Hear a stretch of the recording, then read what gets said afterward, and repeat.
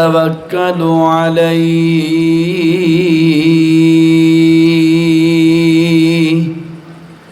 ونعوذ بالله من شرور أنفسنا ومن سيئات أعمالنا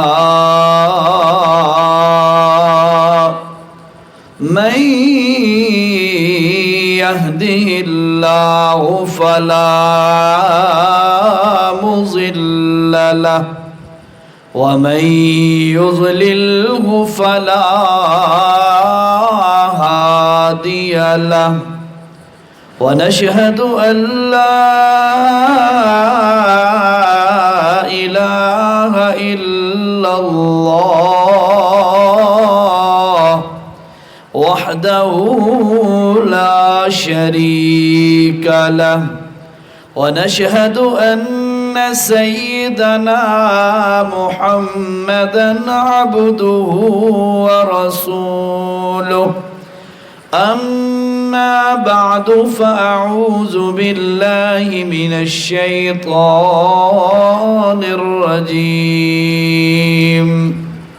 بسم الله الرحمن الرحيم ألا له الخلق والأمر تبارك الله رب العالمين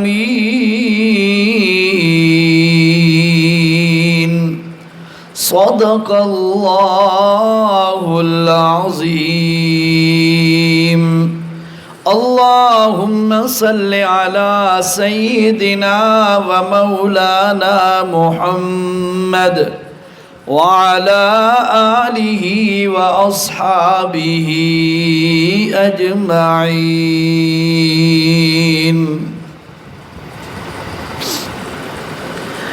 آج کے اس درس قرآن کی غرض و غایت بھائی شمشاد صاحب کی بیماری، ان کی تکلیف میں اس درس قرآن کا انعقاد اس لیے کیا گیا ہے کہ اللہ اس کی برکت سے ان کی تکلیف اور پریشانی ختم فرمائے۔ اللہ سے دعا ہے کہ اللہ منتظمین کا انتظام کرنا اور میرا اور آپ کا یہاں پر حاضر ہونا اللہ قبول فرمائے۔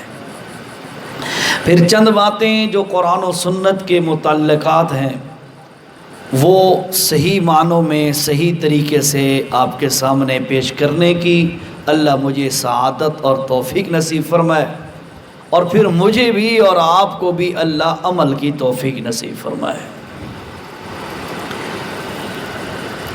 درود کا میں نے اشارہ کیا، لیکن آپ نے امید ہے دل میں تو یقیناً انشاءاللہ پڑھا ہوگا، لیکن آپ نے محبت رسول کا صحیح مظاہرہ نہیں کیا۔ یہ ویسے زیادتی ہے، ٹھیک ہے؟ ہم رسول اللہ صلی اللہ علیہ وسلم کے غلام ہیں، ایسے ہی ہے نا؟ تو غلام اپنے آقا کا ہمیشہ ہی تعریف اور نعت خوان ہوتا ہے۔ ہمیں چاہیے کہ ہم رسول اللہ کی حمد اور رسول اللہ کی نعت خوانی، رسول اللہ کی مدح اور رسول اللہ کی تعریف کے لیے، درود پاک کے لیے دل کھول کے اور پورے جوش اور پوری توانائی صرف کر کے رسول اللہ پر درود پاک پڑھیں۔ چلو اس وقت اگر سستی ہوئی تو اب دل کھول کے پڑھ لیں۔ اللہم صلی علی محمد وعلی آل محمد کما صلیت علی ابراہیم وعلی آل ابراہیم انکا حمید مجید۔ اللہم بارک علی محمد وعلی آل محمد کما بارکت علی ابراہیم وعلی آل ابراہیم انکا حمید مجید۔ میرے بھائیوں، بیماریاں دو قسم کی ہوتی ہیں، چونکہ بیماری کے متعلقہ ہی درس ہے نا کہ اللہ تکلیف ختم فرمائے اس کی برکت سے، تو چلو بیماریوں کے متعلق قرآن و سنت کی بات سمجھ لیتے ہیں۔ بیماریاں دو قسم کی ہیں اور ان کے علاج بھی دو قسم کے ہیں۔ ایک قسم کی یا پہلی قسم کی جو بیماریاں ہیں ان بیماریوں کو روحانی بیماری کہا جاتا ہے، اور دوسری قسم کی بیماریاں ان کو جسمانی بیماری کہا جاتا ہے۔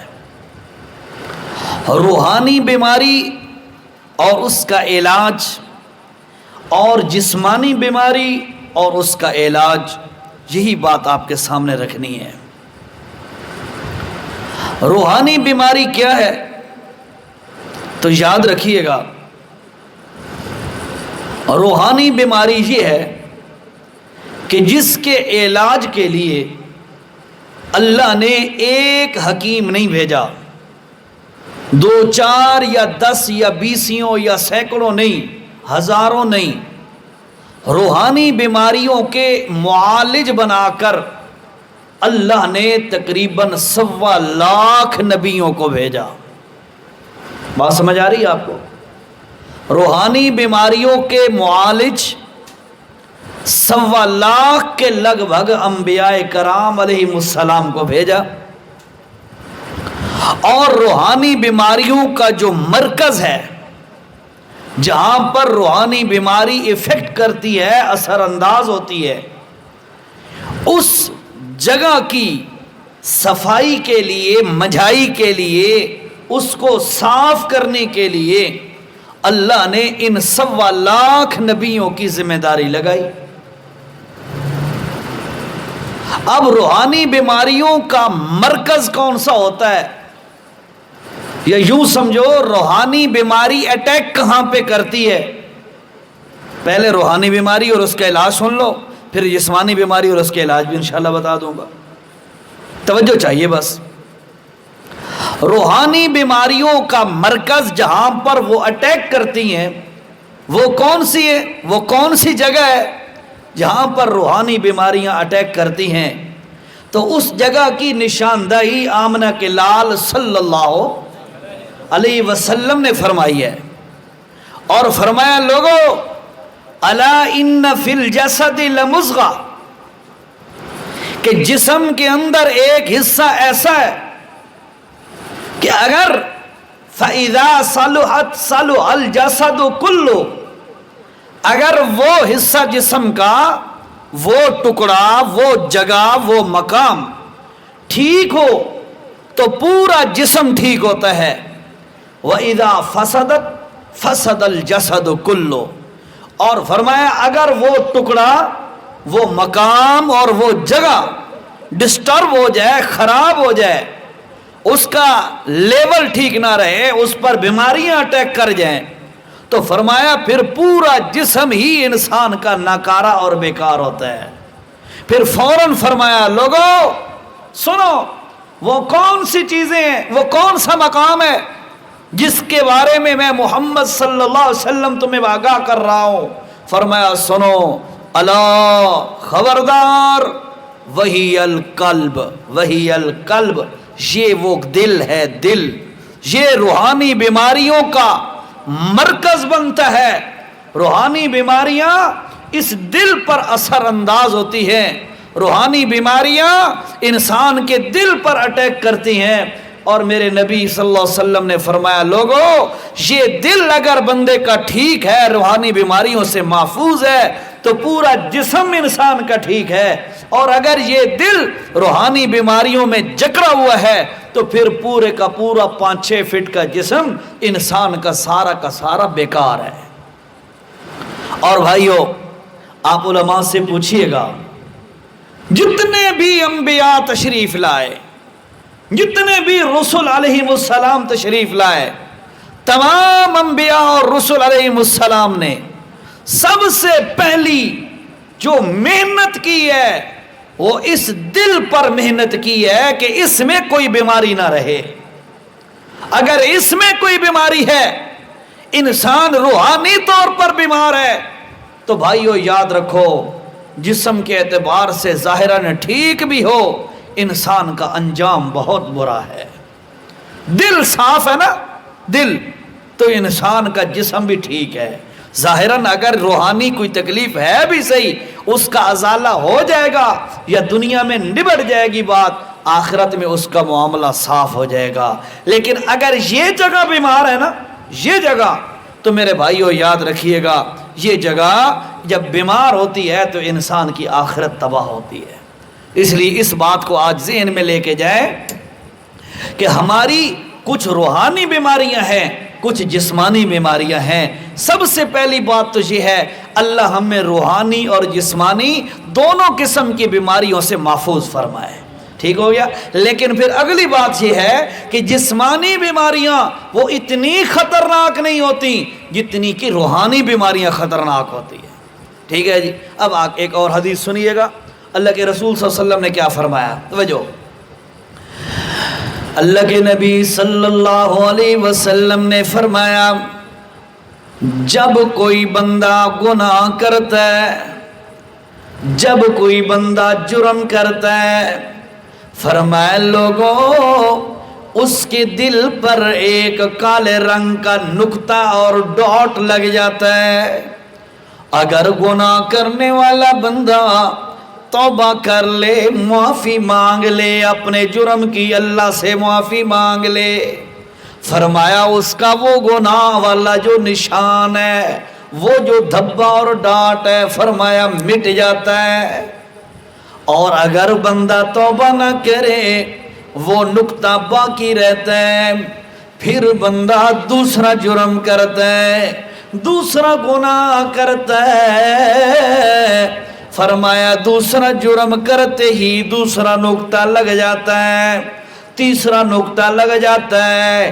توبہ کرے تو سارے نقطے اور ڈاٹ اور کالے نشان مٹ جاتے ہیں، اور اگر توبہ نہ کرے تو یہ نقطے باقی رہتے ہیں، گناہ بڑھتے جاتے ہیں، زیادہ بندہ کرتا جاتا ہے اور نشانات بھی بڑھتے جاتے ہیں، حتیٰ کہ انسان کا دل گناہوں کی کالک کی وجہ سے بالکل سیاہ ہو جاتا ہے، بیماریوں میں اب جکڑا گیا ہے، یہ دل کالا ہو گیا ہے روحانی طور پر۔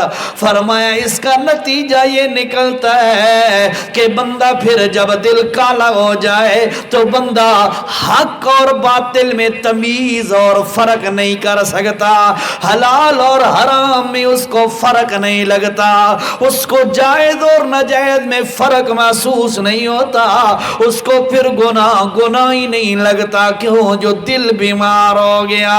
اس لیے یاد رکھیے نا میرے بھائیو، دل کی بیماریاں بڑی خطرناک ہیں۔ اگر بندہ توبہ کر لے تو دل کی صفائیاں ہو جاتی ہیں، اور اگر بندہ توبہ نہ کرے تو دل کی صفائیاں کوئی نہیں ہوتی۔ کالے دل والا بندہ جب اللہ کے دربار میں مرنے کے بعد جب اللہ کے پاس پہنچتا ہے تو کالے دل والا بندہ پھر سزا کا مستحق ہوتا ہے، اس کی آخرت برباد ہو جاتی ہے۔ سب سے زیادہ فکر میرے بھائیو، سب سے زیادہ غور جس بات پہ کرنا ہے کہ اللہ کرے ہمارا دل بیمار نہ ہو، اللہ کرے کوئی بیماری میرے آپ کے دل پہ اثر نہ کرے۔ کیوں؟ دل کی بھی بہت ساری بیماریاں ہیں، کبھی شرک کی بیماری آ جاتی ہے، کبھی بدعت کی بیماری آ جاتی ہے، کبھی حسد کی بیماری آ جاتی ہے، کبھی کینے کی بیماری آ جاتی ہے، کبھی بغض کی بیماری آ جاتی ہے، کبھی کون سی بیماری، کبھی کون سی بیماری، بہت ساری بیماریاں انسان کے دل پہ اثر انداز ہوتی ہیں۔ خدا را ان بیماریوں سے اپنے آپ کو بچاؤ، ان بیماریوں سے اپنے دلوں کو محفوظ رکھو، اور یاد رکھو بھائیوں، اللہ نے روحانی بیماریوں کا علاج بھی خود نازل فرمایا اور جسمانی بیماریوں کا علاج بھی خود نازل فرمایا۔ میرے نبی صلی اللہ علیہ وسلم نے فرمایا، اور کائنات والوں سنو، اللہ پاک نے کوئی بیماری دنیا کائنات میں ایسی نہیں اتاری جس بیماری کا اللہ نے علاج نہ اتارا ہو۔ وہ علیحدہ بات ہے کہ بندوں کی ایکسیس اور پہنچ سے وہ دور ہے، علاج پہنچ میں نہیں ہے، یا بندوں کو ابھی پتہ نہیں ہے، یہ تو ممکن ہے، لیکن اصل میں اس بیماری کا علاج اللہ نے لازماً اتارا ہوا ہے۔ میرے نبی کی بات کبھی غلط نہیں ہو سکتی. اب مسئلہ ذہن میں لے کے جاؤ ذرا توجہ سے کہ دل بھی بیمار ہوتا ہے بندے کا, اور دل کی بیماریوں سے بچاؤ, اور دل کی بیماریوں کا علاج, اور دل کی بیماریوں کی ٹریٹمنٹ کون سی ہے؟ آؤ میرے بھائیوں, میں آپ کو قرآن کا حوالہ دے کے سمجھاؤں. اللہ پاک نے دل کی بیماریوں کا علاج کیا نازل فرمایا ہے. اللہ نے 11واں پارہ ہے, سورت کا نام سورت یونس ہے, اس میں فرمایا اگر کسی بندے کے دل میں شرک والی بیماری آ گئی, بدعت والی بیماری آ گئی, حسد والی بیماری آ گئی, کینے والی بیماری آ گئی, بغض والی بیماری آ گئی, یا اور کوئی دل والی بیماری آ گئی, تو سن لو اس روحانی بیماری کا علاج کیا ہے. 11واں پارہ ہے, اس میں اللہ نے کیا فرمایا؟ سورت کا نام سورت یونس ہے, اور آیت نمبر میرے بھائیو 57 نمبر کی آیت ہے. رب العالمین نے کیا فرمایا؟ یا ایوہ الناس, انسانوں, قد جاءتکم موعظۃ من ربکم وشفاء لما فی الصدور.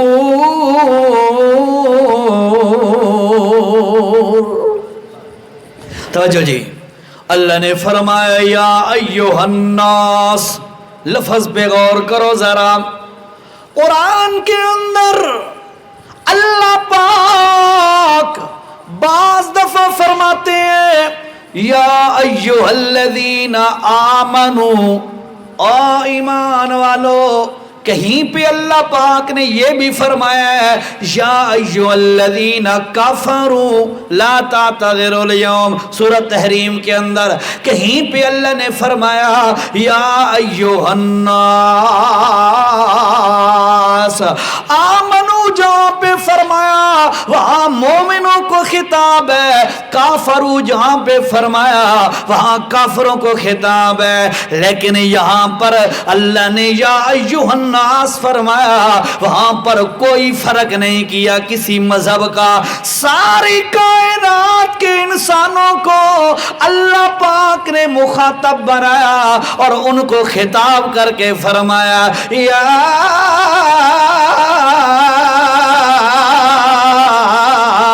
ایھا الناس.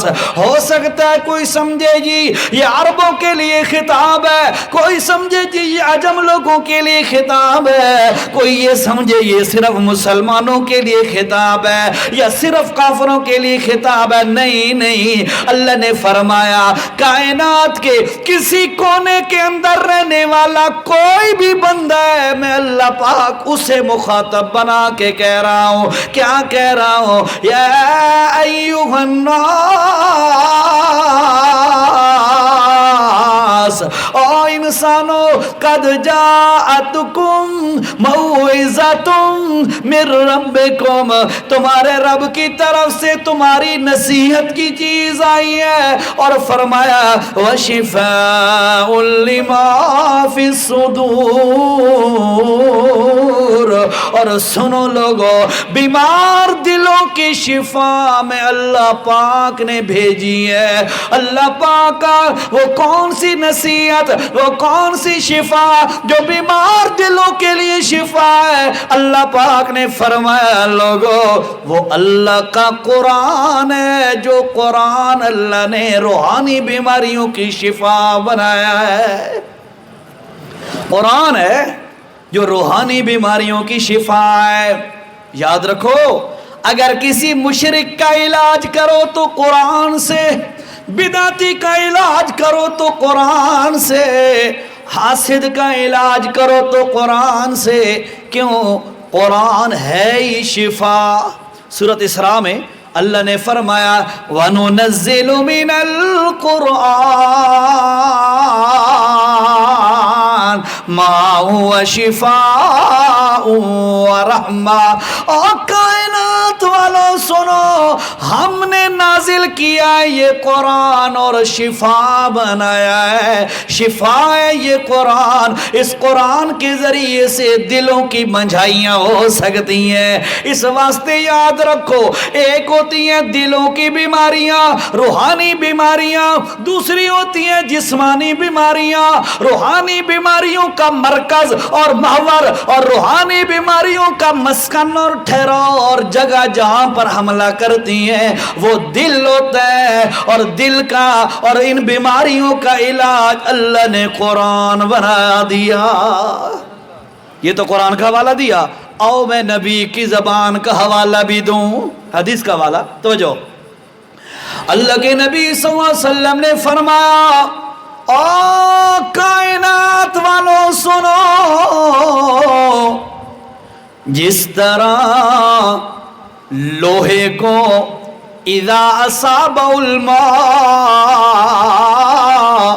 جب لوہے کو پانی لگے تو لوہے کو زنگال لگ جاتا ہے، لگتا ہے نا زنگال۔ اور پھر فرمایا لوگوں، جس طرح لوہے کو پانی لگے تو پانی لوہے کو زنگال لگ جاتا ہے، اسی طرح لوگوں سن لو، انسان کے دل کو بھی زنگال لگ جاتا ہے۔ لوہے کو بھی زنگال لگتا ہے اور دل کو بھی زنگال لگتا ہے۔ اور یاد رکھو، یہ میری آپ کی بات نہیں ہے، سب سے بڑے حکیم، سب سے بڑے دانا، سب سے بڑے ہادی، سب سے بڑے مہدی اور امام الانبیاء حضرت محمد رسول اللہ صلی اللہ علیہ وسلم کی بات ہے۔ اور کائنات والوں سنو، جب لوہے کو پانی لگے تو لوہے کو زنگال لگ جاتا ہے، اور اسی طرح دلوں کو بھی زنگال لگ جاتا ہے۔ یا رسول اللہ، لوہے کو زنگال لگے، اس کا تریاک، اس کا اتارا، اس کو صاف کرنے کے لیے یا ریگمال استعمال کیا جاتا ہے یا کوئی نہ کوئی کیمیکل استعمال کیا جاتا ہے تاکہ لوہے کا زنگال اتر جائے۔ یا رسول اللہ، یہ تو بتائیے نا، دل کو اگر زنگال لگ جائے تو دل کا تریاک اور صفائی کرنے والی چیز کیا ہے؟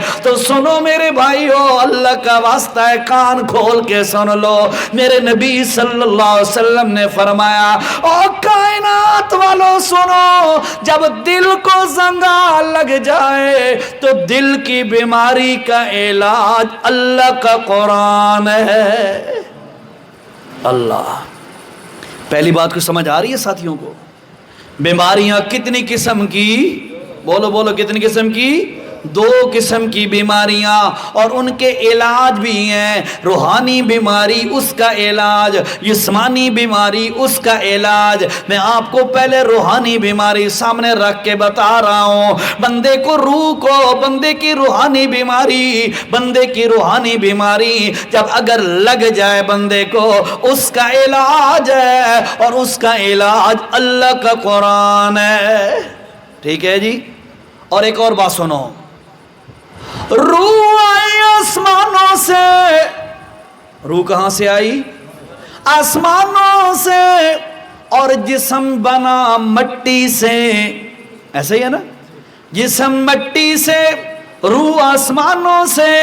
روح کے اندر اگر کوئی بیماری آ جاتی ہے، روحانی بیماری جسے کہتے ہیں، اس کا علاج بھی اللہ نے آسمانوں سے اتارا ہے۔ اور جسم کی بھی، جسم کو اگر کوئی جسمانی بیماری لاحق ہوتی ہے تو سنو میرے بھائیو، جسم کی بیماری کا علاج بھی اللہ نے زمین سے کیا ہے، زمین سے پیدا کر دیا۔ ٹھیک ہے؟ روحانی بیماری۔ اچھا، ایک اور سوال یہاں پہ پیدا ہوتا ہے، بھئی یار قرآن جو روحانی بیماریوں کا علاج ہے، ٹھیک ہو گیا، مان لیا اللہ کا قرآن جو کہہ رہا ہے، لیکن یہ قرآن تو آخری امت کو ملا ہے۔ ایسے ہے نا؟ یہ قرآن تو آخری امت کو ملا ہے، اس سے پہلے جو کئی امتیں اور قومیں گزر گئی ہیں ان کی بیماریاں، روحانی بیماریوں کا علاج پھر کیا تھا؟ تو سن لو میرے بھائیو، اللہ پاک نے ہر نبی کے دور ہر امت اور قوم کے دور میں ان کی روحانی بیماریوں کا علاج آسمانوں سے اتارا اور جسمانی بیماریوں کا علاج زمین سے نکالا۔ ہاں، اس لیے یاد رکھو، جب بندے کی روح ٹھیک ہو جائے، بندے کا دل ٹھیک ہو جائے، بندے کی روحانی بیماریاں ختم ہو جائیں، پھر ساری کی ساری کائنات ایک طرف ہو جائے۔ جس کا دل ٹھیک ہو گیا، جو روحانی بیماریوں سے شفا یاب ہو گیا، وہ ساری دنیا سے ٹکر تو لے لیتا ہے پر اللہ کا دین چھوڑنے کے لیے تیار نہیں ہوتا۔ تھوڑا سا ٹچ دیتا ہوں، ذرا توجہ کرو، درس قرآن ہے، زیادہ طول نہیں دیں گے، انشاءاللہ اس کو مختصر کریں گے۔ تھک تو نہیں گئے نا آپ؟ اب تو ویسے تھوڑی سی رات لمبی ہو گئی ہے نا، تھوڑی سی بات سمجھ ہو جائے۔ 7 بندے، عام بندے بھی کوئی نہیں، وزیر و مشیروں کے بیٹے ہیں، تگڑے گھرانے کے لوگ ہیں، مالدار گھرانوں کے لوگ ہیں، بڑی اچھی عیاشی کی زندگی ہے۔ اللہ پاک نے ان کی روحانی بیماریوں کو ختم کر دیا۔ یہ تو اس کی تقسیم ہے نا، جس کی روحانی بیماریاں وہ مٹا دے تو کوئی پوچھ نہیں سکتا، اور وہ نہ مٹائے، وہ روحانی بیماریاں دور نہ کرے۔ اللہ کی قسم ہے، آمنہ کے لال پوری زندگی روتے رہے پر کوئی بیماری کو دور نہیں کر سکتا۔ مثلاً رسول اللہ منت کرتے رہے، محنت کرتے رہے، کوشش کرتے رہے ابو جہل کے لیے، ایسے ہی ہے نا، ابو جہل کے لیے، لیکن اس نے روحانی بیماریوں سے شفا نہیں دی تو رسول اللہ بھی نہ دے سکے اس کو شفا۔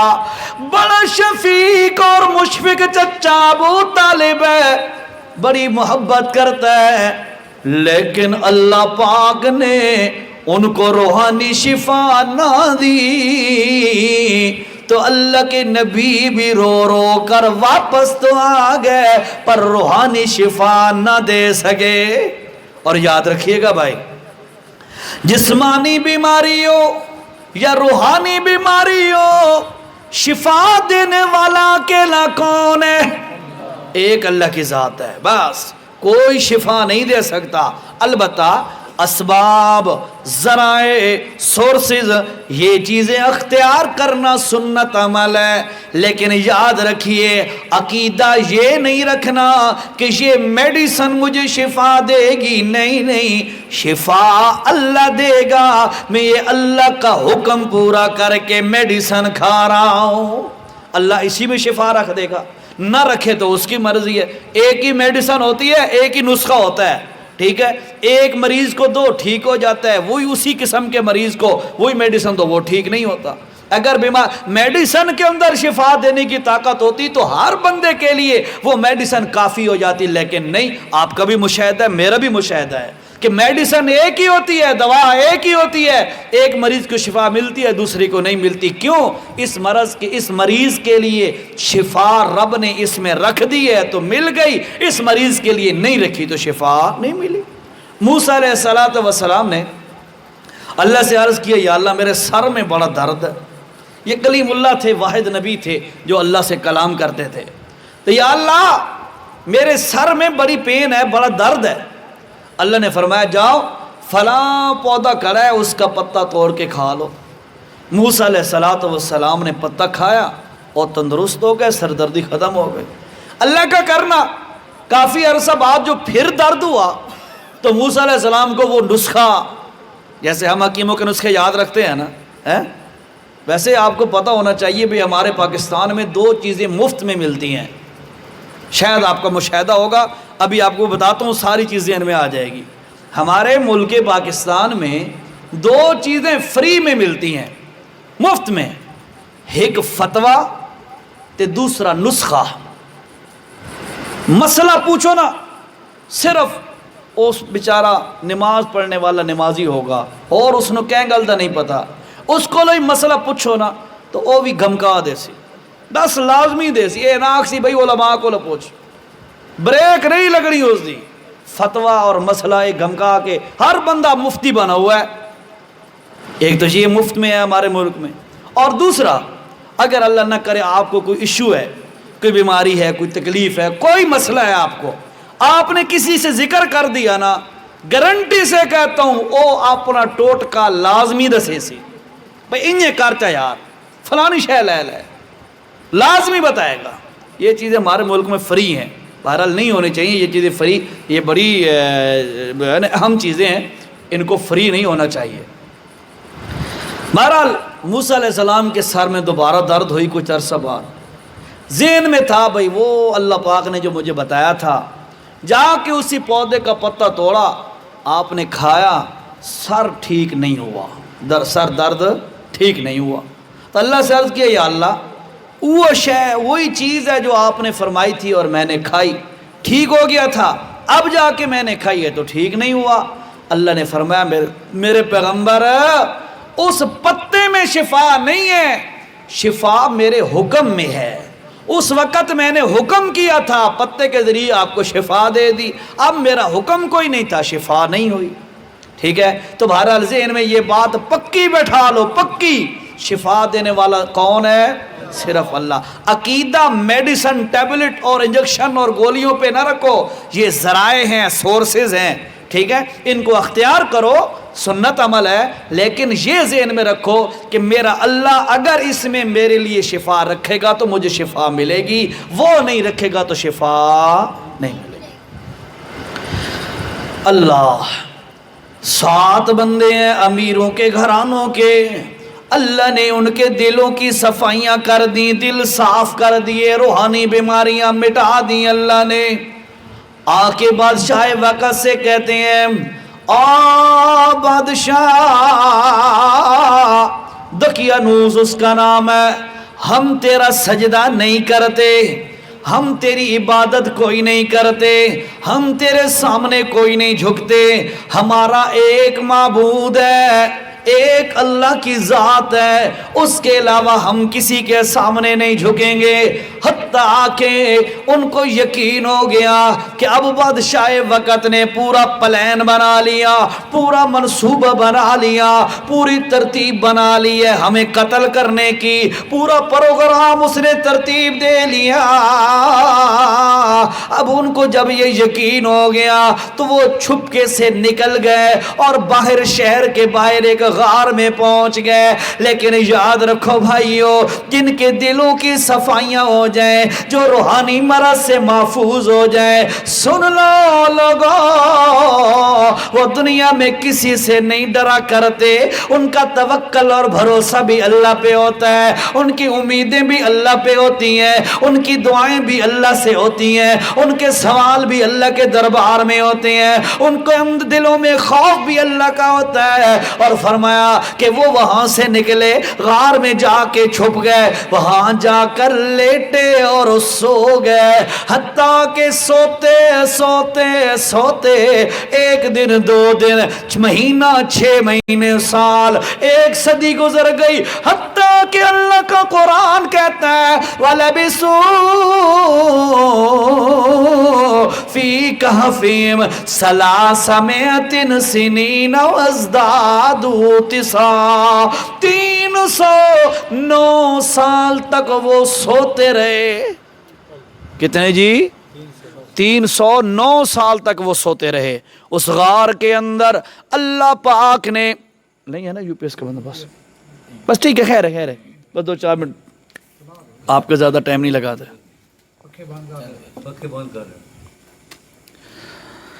اللہ 309 سال تک وہ سوتے رہے.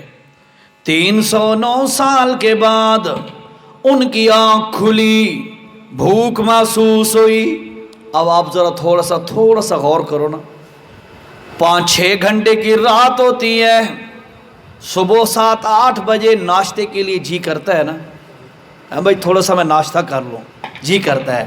6-7 گھنٹوں کی رات ہے اور جی کر رہا ہے کہ جی میں ناشتہ صبح کروں.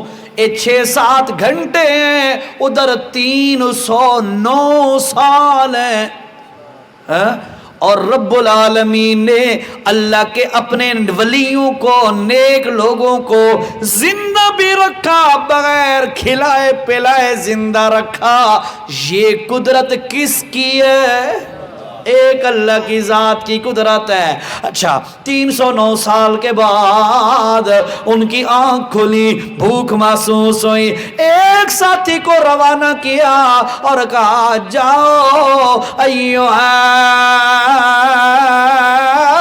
ازکی طعام فلیاتکم برزق منہ ولیتلطف ولا یشعرن بکم احدا۔ جاؤ جا کر پاکیزہ رزق لے کے آنا۔ یہ اللہ دے ولیاں دی نشانی ہے، ٹھیک ہے؟ وہ حرام نہیں کھایا کرتے، اللہ کے ولیوں کی علامت ہے۔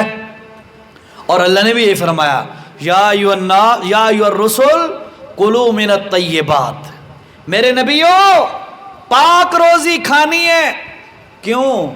وَاعْمَلُوا صَالِحًا، وہ تعلیلیہ حضرت اگر بناؤ نا، وہ تعلیلیہ تو وَاعْمَلُوا صَالِحًا، کلوا من الطیبات، حلال کھاؤ گے نا، اس کی علت یہ ہے کہ حلال کی برکت سے اللہ نیک اعمال کی توفیق دے گا۔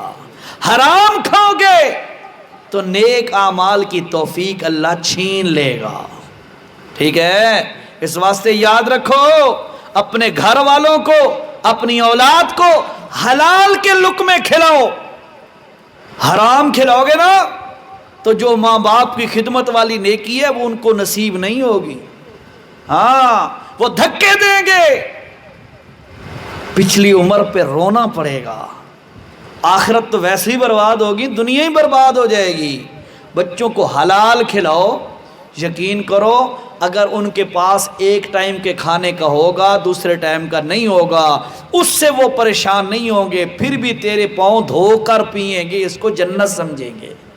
ہاں، حلال کھلایا کرو، حلال کھایا کرو، اللہ سب کو حلال نصیب فرمائے، اور اللہ اتنا حلال نصیب فرمائے کہ کسی کے سامنے ہاتھ پھیلانے کی نوبت نہ آئے، کہ اللہ بہت زیادہ نہ دے۔ یہ یاد رکھو، بہت زیادہ مال یہ مصیبت ہے، پریشانی ہے، اللہ بہت زیادہ نہ دے، اللہ ضرورت کا دے، کسی کے سامنے ہاتھ نہ پھیلائے، بندہ عزت کی روٹی بندہ کھاتا رہے بس۔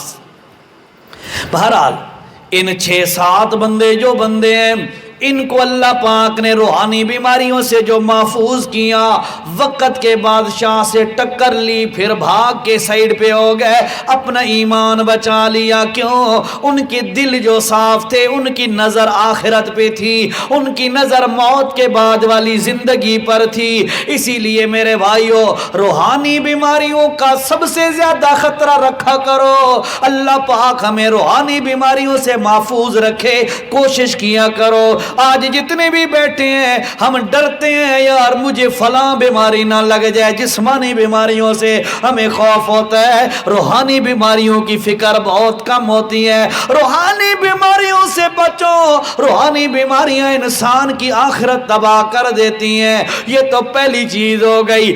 اب ہو گئی جسمانی بیماریاں۔ جب بندے کو جسمانی بیماری آتی ہے، سنو میرے بھائیو، اللہ کے نبی صلی اللہ علیہ وسلم نے فرمایا، جس وقت اگر اللہ پاک کسی بندے کو، توجہ سے سنو، اگر اللہ پاک کسی بندے کو اونچا مقام دینا چاہتا ہے، لیکن بندہ کمزور ہے، عمل پورے صحیح طریقے سے نہیں کر سکتا، بڑی اہم حدیث ہے، توجہ سے سنو، زندگی بھر کام آنے والی ہے۔ اگر کسی بندے کو اللہ پاک اونچا مقام دینا چاہتا ہے اور وہ بندہ اعمال میں اتنا تگڑا نہیں ہے، بھائی لگاتار روزے رکھے، تہجد گزار ہو، بڑا نیک ہو، بڑا متقی ہو، اس پائے کا نہیں ہے، لیکن موحد ہے، نیک ہے، پر اعلیٰ درجے کا نیک نہیں ہے، اللہ چاہتا ہے اس کو میں اونچا درجہ دے دوں، اس کو جنت میں اعلیٰ والا مقام دے دوں۔ میرے نبی صلی اللہ علیہ وسلم نے فرمایا پھر اس بندے کو اللہ بیماری دے دیتا ہے۔ کیوں؟ بیماری کے عالم میں وہ بندہ تکلیف کے اندر ہوتا ہے، اللہ اس کا مقام بڑھاتا رہتا ہے۔ ہاں، بیماری کو برا نہ کہو، تکلیف کو برا نہ کہو۔ یہ جو جسمانی بیماریاں آتی ہیں، اللہ کے نبی صلی اللہ علیہ وسلم نے فرمایا جب کسی بندے کو 3 دن بیماری آتی ہے، 3 دن جب کوئی بندہ بیمار ہوتا ہے رہتا ہے، اللہ کے نبی علیہ السلام نے فرمایا 3 دن کے بعد یہ بندہ جب تندرست ہوتا ہے، اس کی پوزیشن ایسے ہوتی ہے جیسے لوہے کو آگ کے اندر ڈالو تو لوہے کے اوپر جتنا میل ہوتا ہے وہ صاف ہو جاتا ہے بھٹی کے اندر گرم ہونے کی وجہ سے۔ اسی طرح بیماری کا رگڑا کھانے کی وجہ سے مومن کے گناہوں والا اعمال اللہ پاک صاف کر دیتا ہے۔ ٹھیک ہے، ایک اور بات سمجھو ذرا، اللہ کے رسول صلی اللہ علیہ وسلم نے فرمایا او کائنات والو سنو، جب کوئی مسلمان، بھائی شمشاد صاحب اس مسجد کے نمازی ہیں لیکن اب بامرے مجبوری نہیں آ سک رہے نا، عذر میں ہے، بیماری کی وجہ سے مسجد میں نہیں آ سک رہے، توجہ سے حدیث سنو۔ میرے نبی صلی اللہ علیہ وسلم نے فرمایا جب کوئی مسلمان بیمار ہوتا ہے، بیماری سے پہلے وہ کوئی نیکی کا کام لگاتار کرتا تھا، لیکن بیماری کی وجہ سے اس کا وہ کام اگر رک گیا، توجہ، بیماری کی وجہ سے اس کا وہ کام رک گیا، نہیں کر سک رہا، اللہ کے نبی علیہ السلام نے فرمایا اللہ پاک فرشتوں سے فرماتا ہے او فرشتوں، اس بیمار بندے کے اعمال نامے میں بیماری سے پہلے جو نیکیاں کرتا تھا اب نہیں کر سک رہا، اس کے اعمال نامے وہ نیکیاں لکھتے رہو، لکھتے رہو۔ مسجد میں بھائی شمشاد صاحب آتے تھے، عذر کی وجہ سے نہیں آ سک رہے، میرے رب اللہ کی قسم ہے، میرے نبی کی بات غلط نہیں ہے، میرے اللہ نے فرشتوں سے کہہ دیا ہے اور فرشتوں شمشاد صاحب کی مسجد کی آمد جامد والا عمل لکھتے رہو۔ پھر فرمایا اور لوگوں سنو، بیماری کو برا نہ کہا کرو، یہ جسمانی بیماریوں کی بات کرو، شفا بھی بتاتا ہوں، بیماری کو برا نہ کہو۔ اللہ کے پاک پیغمبر صلی اللہ علیہ وسلم ایک مرتبہ آپ کی محفل میں بیماری کے بارے میں بات ہوئی، کسی بندے نے بیماری کو برا بھلا کہہ دیا، ہوتا ہے نا، ہوتے بعض لوگ بیچارے کہہ دیتے ہیں، بیماری کو برا بھلا کہہ دیا، اللہ کے نبی علیہ السلام نے فوراً روک دیا، بیماری کو برا بھلا نہ کہو، یہ انسان کے لیے اس لیے آتی ہے کہ انسان کے گناہوں کو مٹا دے، گناہوں کو مٹا دے۔ اور پھر فرمایا لوگوں جب کوئی بندہ بیمار ہوتا ہے، توجہ سے سنو، بڑی اہم حدیث ہے یہ بھی، جب کوئی بندہ بیمار ہوتا ہے اس کے پاس عیادت کے لیے، پوچھنے کے لیے، اس کے متعلقین میں سے جب کوئی بندے آتے ہیں، پہلی چلو عیادت کی سن لو پھر یہ بھی حدیث سناتا ہوں۔ فرمایا جب کوئی بندہ کسی مریض کی عیادت کے لیے جاتا ہے تو فرمایا 70,000 فرشتہ، کتنا؟ 70,000 فرشتہ اس کے لیے صبح سے شام تک بخشش کی دعا مانگتے رہتے ہیں۔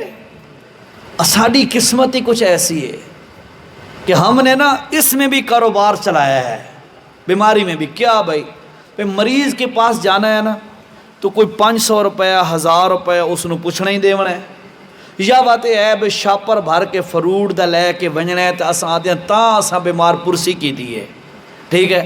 نتیجہ کیا نکلا کہ پیسے جیب میں کم ہے، گنجائش نہیں ہے، بندہ اوکھا ہے، اب کہتا ہے یار اجی مریض خیر ہے، کل لگا ویسا، کل لگا ویسا، اس طرح کرتے کرتے اتنے بڑے ثواب سے محروم ہو جاتا ہے۔ یہ ہم نے اپنے اوپر یہ فرض کر لیا ہے نا، پیسے دینے یا پوچھنا یا کوئی نہ کوئی فروٹ لے کے جانا ہے، حالانکہ یار شریعت میں تکلفات کوئی نہیں ہے، یہ کوئی ضروری نہیں ہے کہ آپ پیسے لے کے دیں، پیسے دے کے آئیں یا فروٹ لے کے دیں، یہ کام کریں، ایسی کوئی بات نہیں ہے شریعت میں، یہ ہم نے لازم کیا، جس کی وجہ سے آج ہم بہت بڑی نیکی سے محروم ہو جاتے ہیں۔ بھائیو یاد رکھو، پوچھنا دیونا ضروری کوئی نہیں، تیمارداری کرنا بڑا ثواب ہے۔ ایک اور حدیث سناؤ آپ کو، اللہ کے رسول صلی اللہ علیہ وسلم نے فرمایا قیامت کا دن ہوگا، اللہ پاک بندے سے کہے گا آ بندیا جی میں اللہ بیمار ہو گیا تھا، میرے پوچھنے پہ کیوں نہیں آیا تو؟ وہ کہے گا یا اللہ تو بیمار ہو گیا تھا، مجھے کیسے پتا چلتا کہ تو بیمار ہو گیا ہے؟ اللہ پاک نے فرمایا سن میرے بندے، میں بیمار ہو گیا کا مطلب فلاں میرا بندہ بیمار تھا، توجہ توجہ، فرمایا فلاں میرا بندہ بیمار تھا اور میں بھی اس کے ساتھ تھا۔ اس سے پتہ چلتا ہے جب بندہ بیمار ہوتا ہے اللہ کی رحمت اس کے ساتھ ہو جاتی ہے، ٹھیک ہے، اللہ کی رحمت اس کے ساتھ ہو جاتی ہے۔ فرمایا جب فلاں بندہ بیمار تھا میں بھی اس کے ساتھ تھا، تو کیوں نہ پوچھنے آیا اس کا؟ یہ حدیث بتلاتی ہے کہ یار اللہ کی رضا ذہن میں رکھتے ہوئے بیمار کو پوچھنے ضرور جایا کرو۔ ایک تو یہ فائدہ ہے کہ اللہ کی رحمت وہاں سے مل جائے گی، دوسرا یہ فائدہ ہے 70,000 فرشتہ، میں کہتا ہوں میرے واسطے فلاں پیر نے دعا کی ہے ضرور قبول ہوگی، میرے بابے نے، میری اماں نے، میرے فلاں نے میرے لیے دعا کی ہے ضرور قبول ہوگی، اور جس کے لیے 70,000 فرشتہ دعا کرے، بتاؤ ان فرشتوں کی دعا کیسے قبول نہیں ہوگی؟ یہ عقیدہ رکھ کے، ایمان رکھ کے، سوچ کے اللہ کا واسطہ ہے بیماروں کی پوچھنے کے لیے ضرور جایا کرو، تیمارداری کے لیے جایا کرو۔ اچھا وہ جو حدیث میں سنا رہا تھا، اللہ کے رسول صلی اللہ علیہ وسلم نے فرمایا جب کوئی بندہ بیمار ہوتا ہے اللہ پاک فرشتوں سے کہتا ہے او فرشتوں جاؤ جا کر اس بیمار کے پاس بیٹھ جاؤ، توجہ، بیمار کے پاس بیٹھ جاؤ، اور اللہ کیا کریں؟ فرمایا بیمار کے پاس بیٹھو اور وہاں پر یہ چیز نوٹ کرو کہ جب کوئی بیمار بندے کے پاس پوچھنے والا جب اس کے پاس آتا ہے اس وقت یہ مریض کیا کہتا ہے، کون سے جملے منہ سے نکالتا ہے؟ سمجھ آئی؟ بیماری کے اندر سوچ کے برا نہیں کہنا چاہیے بیماری کو، میں یہی بات کہہ رہا تھا پہلے۔ فرمایا اس وقت اللہ پاک فرماتے ہیں نوٹ کرنا ہے تم نے بیماری کے عالم میں اس بندے کے منہ سے کیا جملے نکلے ہیں۔ اللہ کے رسول صلی اللہ علیہ وسلم نے فرمایا جب بندے کے پاس تیمارداری والے بندے پوچھنے والے آتے ہیں اور بیمار بندہ بیماری کے باوجود بھی کہتا ہے الحمدللہ، اللہ کا شکر ہے، اللہ کی مہربانی ہے، اللہ کی رحمتیں ہیں، جب بیمار بندہ یوں کہتا ہے فرشتے اللہ کے پاس جاتے ہیں، اللہ پاک فرشتوں سے کہتا ہے بتاؤ میرے بندے نے کیا کہا، وہ عالم، حالانکہ اللہ کو پہلے پتا ہے لیکن اللہ پاک اظہار کروانا چاہتے ہیں۔ فرمایا فرشتوں سے اللہ پاک پوچھتے ہیں اور فرشتہ یہ بتاؤ میرے بندے کے پاس تیمارداری والے بندے آئے تو میرے بندے نے کیا کہا؟ فرشتے کہتے ہیں اللہ تیرے بیمار بندے نے اس وقت تیری ثنا کی ہے، تیری تعریف کی ہے، تیرا شکر کی ہے۔ فرمایا اگلی بات، فرمایا فرشتوں گواہ ہو جاؤ مجھے اللہ ہونے کی قسم ہے اب میرا حق یہ بنتا ہے، میرا فرض یہ بنتا ہے اس بندے کو میں ضرور جنت کا داخلہ دے دوں۔ بیماری کے عالم میں اللہ کا شکر کرنا، 18 سال بیمار رہے حضرت ایوب علیہ السلام 18 سال اف تک نہیں کی. ہائے میرے نال کے ہو گئے نا پتر گئے 18 بیٹے تھے سارے فوت ہو گئے مال سارا ختم صحت بھی ختم ہو گئی بیماریوں نے آ کے ڈیرا لگا دیا علاقے والوں نے علاقے سے نکال دیا پر منہ سے اف تک نہیں کی. ہماری کیا ہوتا ہے پوزیشن رات داڑ کے اندر ہنو دے اندر رات درد رہی ہے تھوڑا گھنٹے میں تکلیف چ رہا صبح اٹھ کے میں یار پوری رات جاگتا رہا میں ہنو ڈھان بان نہیں دیتا جی. یہ ہوتا ہے نا یہ اللہ کا گلہ کر رہا ہے بیماری کو برا بھلا کہہ رہا ہے اللہ کی ناشکری کر رہا ہے. اور اللہ کے بندے کتنے سال ہو گئے سینکڑوں راتیں تو سکون سے سویا ہے تھوڑی سی اگر تکلیف آ بھی گئی ہے اس تکلیف کے موقع پر بھی اللہ کا شکر اور تعریف کر لیتا تیرا رب تجھ سے کتنا راضی ہو جاتا. لیکن ہم صبح آ کے اللہ کے گلے یا 2-3 دفعہ کوئی تکلیف بار بار ریپیٹ ہو جائے نا پھر ہمارے تو شکوے ختم ہی نہیں ہوتے. یار پتہ نہیں کہ گل ہے یار ہر روز بیماریاں آ ویندیاں پتہ نہیں کالا جادو ہو گیا ہے پتہ نہیں کہیں تعویذ کی تنچا کے ہو گئے ہمیں پھر یہ وہم پڑ جاتے ہیں. بھائیو یاد رکھو بیماری دینے والا بھی کون ہے اللہ اور صحت دینے والا بھی کون ہے اللہ.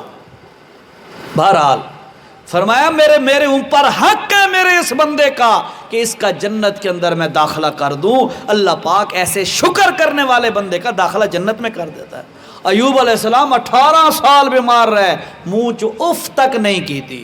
18 سال کے بعد جب دعا مانگی نا اللہ سے اور اس وقت پتہ وجہ کیا تھی وجہ بیماری نہیں تھی وجہ بیماری نہیں تھی کہ حضرت ایوب علیہ السلام نے کہا کہ مولا ہن تو میں تھک گیا. نہیں اصل مسئلہ یہ تھا کہ شیطان نے حضرت ایوب علیہ السلام کی بیوی کو دھوکہ دیا تھا. اس نے کہا تھا کہ تیرا خاون ٹھیک نہیں ہوتا تو کالا بکرا لے آ میرے پاس ادھر آ کے ذبح کر تیرا خاون خود بخود ٹھیک ہو جائے گا. چونکہ وہ عورت ذات تھی عورت بڑی کمزور ہوتی ہے اس معاملے میں تو عورت کا دل کرنے لگ گیا بھئی چلو اے ٹوٹ کا بھی آزما لوں. جب حضرت ایوب علیہ السلام کو اس بات کا علم ہوا تو حضرت ایوب علیہ السلام کے دل سے فوراً دعا نکلی مولا اب تو وہ ہمارے ایمان پہ ڈاکے ڈالنے لگ گیا ہے اب تو شیطان بھی امیدیں لگا بیٹھا ہے انی مسنی یضر مہربانی کر بڑی تکلیف آئی ہے اس گال تو میں نو کہ سارے ایمان والے نبی کا ایمان پہ تو حملہ کر نہیں سکتا نا تو نبی کی بیوی کی نبی کی گھر ہے اس پر جو حملہ کر رہا ہے تو فرمایا اللہ مہربانی کر ہون کٹ دے ہون تا سارے ایمان تے حملہ پہ کر دے. یہ اس موقع پہ آ کے کہا. اس لیے بھائیو بیماریوں کے عالم میں صبر سے کام لینا نہ شکری کا جملہ منہ سے نہ نکلے تکلیف برداشت کرنا. اور اللہ جب بھی کوئی پوچھے آج عموماً حقیقت ہے آپ دیکھو نا کہیں کو نہیں پوچھو نا سناؤ بھائی کیا حال ہے آج یار گزارا ہے حقیقت ہے سناؤ بھائی کنجے پہ وقت گزارا چلتا پہ جی ایسا ہوتا ہے نا گزار نہ شکری. اللہ کے بندے دن رات اللہ کی نعمتیں استعمال کر رہا ہے کھا رہا ہے پی رہا ہے سو رہا ہے سارے کام چل رہے ہیں تو کہتا ہے گزارا ہو رہا ہے. رب کی کروڑوں نعمتیں ہم پہ ہو رہی ہیں اور ہماری زبان سے پھر بھی نہ شکری نکلتی ہے. نہ شکری نہیں کرنی چاہیے. بیماری کے عالم میں بھی صبر کرے بندہ تو اللہ پاک فرماتے ہیں ایسا بندہ مجھے بڑا پسند ہے بڑا پسند ہے. اب بتاؤ میں آخر پہ یہ بتا دوں بات ختم کروں کہ بیماری جو جسمانی ہے اس کا علاج کیا ہے اس کا علاج بتا دوں آپ کو ہے قرآن کی زبانی بتاتا ہوں پھر انشاءاللہ بات ختم کرتے ہیں. اللہ چلو ایک حدیث بھی سنا دوں گا قرآن کا حوالہ بھی دیتا ہوں ایک حدیث بھی سنا دیتا ہوں.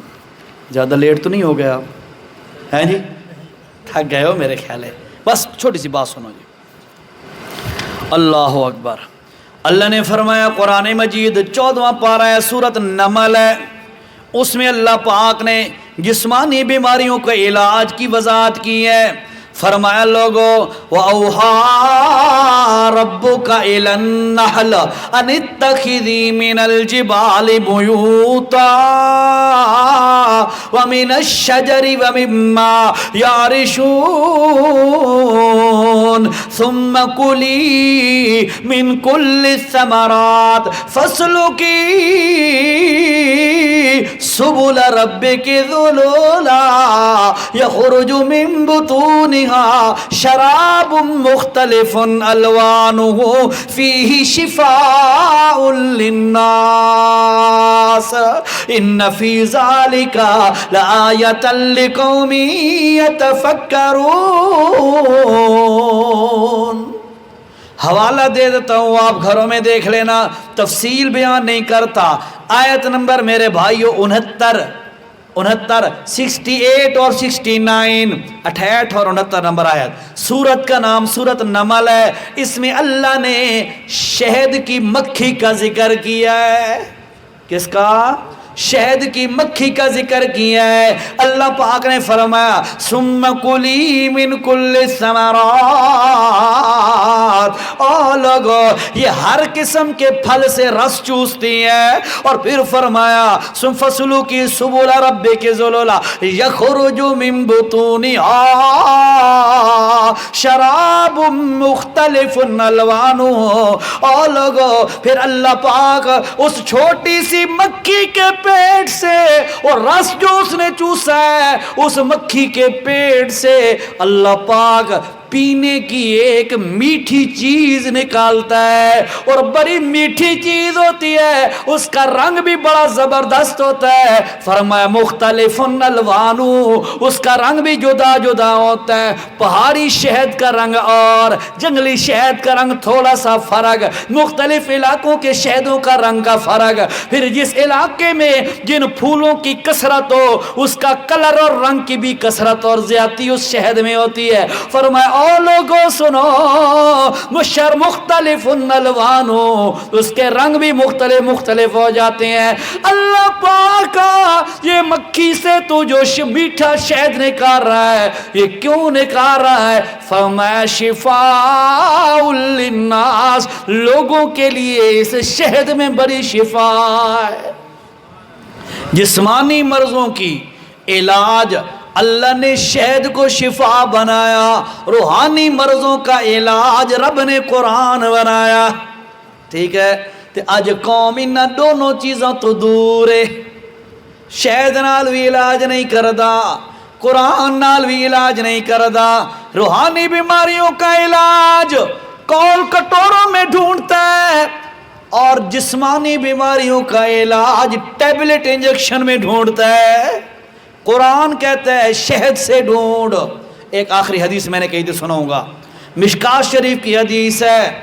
اللہ کے رسول صلی اللہ علیہ وسلم نے فرمایا او کائنات والو، اگر کوئی بندہ کسی مریض کے پاس جائے اور وہاں جا کر یہ جملے جو بھی بتاتا ہوں آپ کو، یہ جملے جا کے پڑھے، اگر توجہ سے، اگر اس مریض کو اسی بیماری سے موت آنی ہے پھر تو شفا نہیں ملے گی، اگر اس مرض سے موت نہیں ہے یہ جملے پڑھنے سے اللہ پاک مریض کو ضرور شفا دے دے گا۔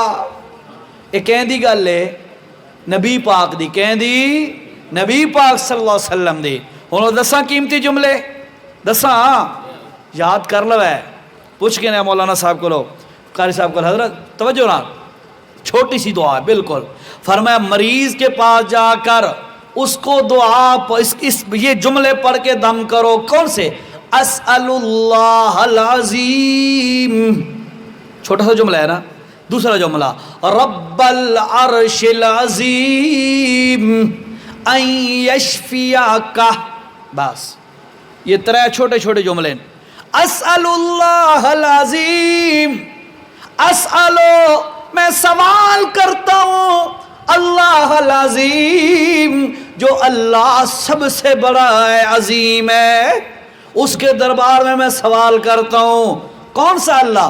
رب العرش العظیم، عرش عظیم کا رب ہے، عرش عظیم کا رب ہے۔ یہ پتہ کیوں آپ صلی اللہ علیہ وسلم نے یہ بتایا؟ صحابہ نے پوچھا، توجہ بڑی قیمتی بات بتا رہا ہوں، صحابہ نے پوچھا یا رسول اللہ عرش اللہ کا کتنا بڑا ہے؟ قرآن جو کہتا ہے آیت الکرسی میں وسع کرسی السماوات والارض، زمین و آسمان سے بھی عرش بڑا ہے، اس کی کرسی بڑی ہے۔ تو اللہ کے نبی جی اللہ کا عرش کتنا بڑا ہے، میرے نبی علیہ السلام نے مثال دے کے سمجھایا، توجہ سے سمجھ کے جاؤ۔ فرمایا بہت بڑا گراؤنڈ ہو، کھلی جگہ ہو، اس کھلی جگہ پر ایک انگوٹھی پڑی ہو، انگوٹھی رنگ انگوٹھی پڑی ہو، بہت بڑے گراؤنڈ میں چھوٹی سی رنگ چھوٹی سی انگوٹھی پڑی ہے۔ فرمایا بتاؤ اس انگوٹھی کا، وہ انگوٹھی کھلے گراؤنڈ میں نظر آئے گی یا کوئی نہ؟ نہیں نظر آنے نا، بڑا گراؤنڈ ہو چھوٹی سی انگوٹھی نیچے پڑی نظر آئے گی؟ نظر کوئی نہیں آئے گی۔ بس یہ تشبیہ دے کے میرے نبی نے فرمایا یہ جو انگوٹھی ہے یہ سمجھو ساری کائنات ہے، اور یہ جو گراؤنڈ ہے سمجھو اللہ کا عرش ہے۔ بڑی تشبیہ دی ہے نبی پاک نے، بات سمجھا دی۔ تو فرمایا اسأل اللہ العظیم، میں اللہ سے سوال کرتا ہوں جو عظیم ہے، رب العرش العظیم، جو عرش عظیم کا رب ہے، کیریا سوال پہ کردہ رب دے کولو این یشفیکا، کہ او تینو شفا دے وے، وہ تمہیں شفا دے۔ میرے نبی نے یہ جملہ سکھا دیا، چھوٹا سا جملہ ہے، ایک دفعہ کہہ دو اللہ کرے یاد ہو جائے۔ اسأل اللہ العظیم، بولو بولو، اسأل اللہ، آنکھو، اسأل اللہ العظیم رب العرش العظیم، بولو یار، رب العرش العظیم ان یشفیکا، بس یہی کوئی دعا ہے۔ دم کرو گے نا، اے آدھے نا اجازت ہونی چاہیے تھے فلاں فلاں، تو انہوں اجازت ہے، کیوں حضرت سارا نو اذن ہے ایک پڑھ کے۔ ہاں اگر آگے فیمیل مریض ہے، عورت مریض ہے، تو این یشفیہ کی جگہ کہنا ہے این یشفیہ کا نہیں کہنا، این یشفیہ کے، اور مرد ہے تو این یشفیہ کا، کیوں سر ایسے ہی ہے نا؟ این یشفیہ کی اگر عورت ہے تو مؤنث کی ضمیر لانی ہے، اور اگر مرد ہے تو مذکر کی ضمیر لانی ہے۔ این یشفیہ کا اور این یشفیہ کی، یہی فرق ہے بس، ٹھیک ہے؟ اللہ پاک سے دعا ہے اللہ ہر قسم کی روحانی اور جسمانی بیماریوں سے ہم سب کو محفوظ فرمائے، اور جو بھائی شمشاد صاحب ہیں اللہ ان کو بھی روحانی اور جسمانی بیماریوں سے محفوظ فرمائے، اور پھر اس کے بعد جو مریض ہیں اللہ ان کو صحت و عافیت نصیب فرمائے۔ اللہ ہم سب کا خاتمہ ایمان پہ فرمائے، اللہ ہم سب کی حاضری قبول فرمائے، اور جو چند جملے آپ کی گوش گزار کیے ہیں اللہ اپنی برگاہ میں قبول فرما کے ہماری نجات کا ذریعہ بنائے۔ الحمدللہ والصلاة والسلام علی رسول اللہ وعلی آلہ واصحابہ اجمعین۔ اللہم انا نسألک النعیم المقیم الذی لا یحول ولا یزول، اللہم انا نسألک الہدى والتقى والعفاف والغنى، اللهم اغفر لنا وارحمنا واعف عنا واكرمنا وادخلنا الجنة مع الابرار يا عزيز يا غفار يا رب العالمين، ارحم علينا واشف مرضانا ومرضى المسلمين، اللهم من احييته منا فاحيه على الاسلام ومن توفيته منا فتوفه على الايمان، اللهم انا نسألك من خير ما سألك منه نبيك محمد صلى الله عليه وسلم، ونعوذ بك من شر ما استعاذك منه نبيك محمد صلى الله عليه وسلم، وأنت المستعان ولا حول ولا قوة إلا بالله، اللهم تقبل منا إنك أنت السميع العليم، وصلى الله على النبي الكريم۔